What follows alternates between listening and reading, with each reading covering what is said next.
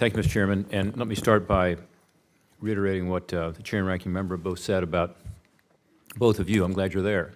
And I thought that you gave us a sober but very thoughtful and fact-based presentation today.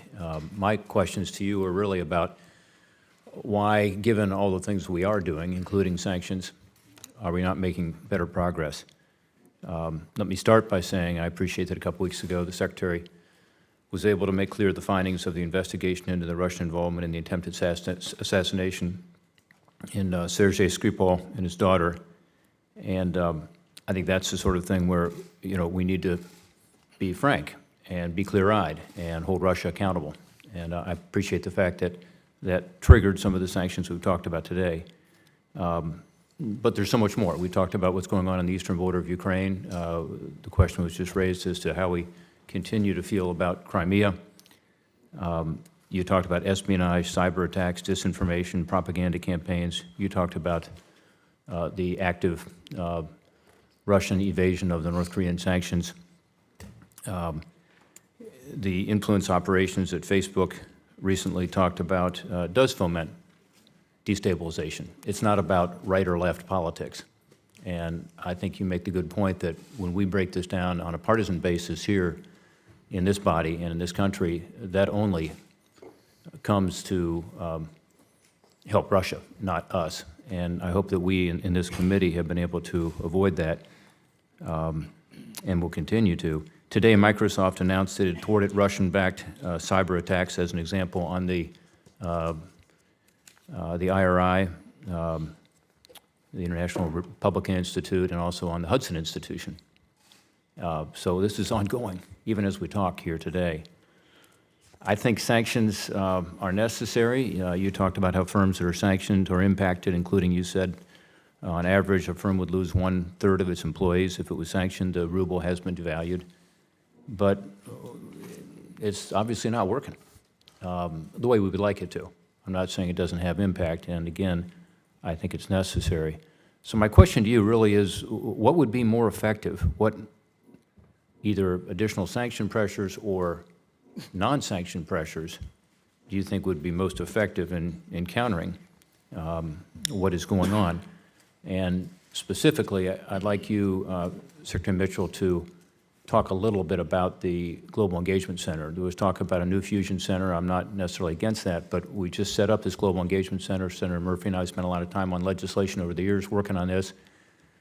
The idea there was to, at least with regard to pushback on the disinformation and propaganda, be able on an interagency basis to be able to have better coordination and be more effective in pushing back. We have, frankly, much less resources than the Russians use every day here in Washington, D.C. even.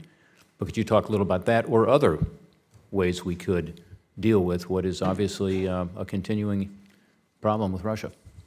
Thank you for those questions, Senator. Let me just respond in brief to the three things you've asked. On the first part, I'm not sure I would characterize the efforts that we've made in quite the way that you have in terms of impact.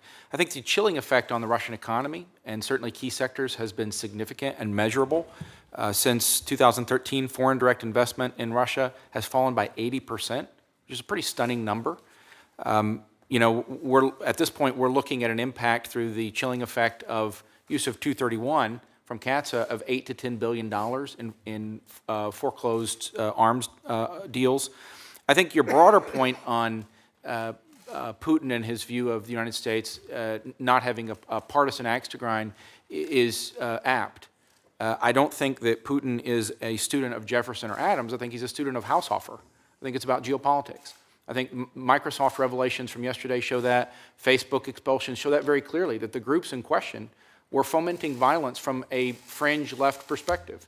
So I think that we have to understand that we have a competitor who sees this as strategic competition, and his interest is in dividing us internally. It's a strategy of chaos for strategic effect. And so I think it's incumbent on us to not politicize and make it partisan.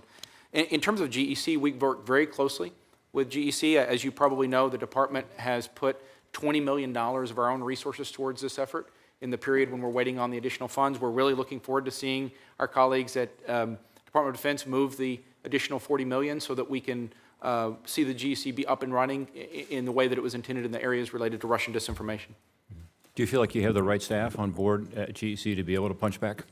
I do. I think we have a very talented staff, some very capable and knowledgeable Russia hands. We also work very closely with them from our bureau. In fact, when our colleagues in Russia were PNG'd and came back, we made excellent use of the talent base to do a temporary plus up in some of those areas. I mentioned the capacities that we've created at EUR, including the SARMAT role.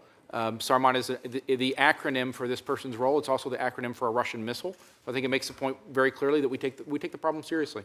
Yeah. Thank you, Mr. Chairman. I just think, in general, the measurements you're using, again, I appreciate all the hard work you're doing, are the impact on the ruble, the impact on the economy, the impact on direct foreign investment. Those are interesting measurements, and obviously they're having an impact. The question is, what are the consequences of that as to Russian behavior with regard to, again, their both overt and covert espionage, disinformation, propaganda, avoiding sanctions, and so on. And that's the question I have is, can we see a measurable result in terms of the actual problems that we hope to be able to address? Thank you, Mr. Chairman.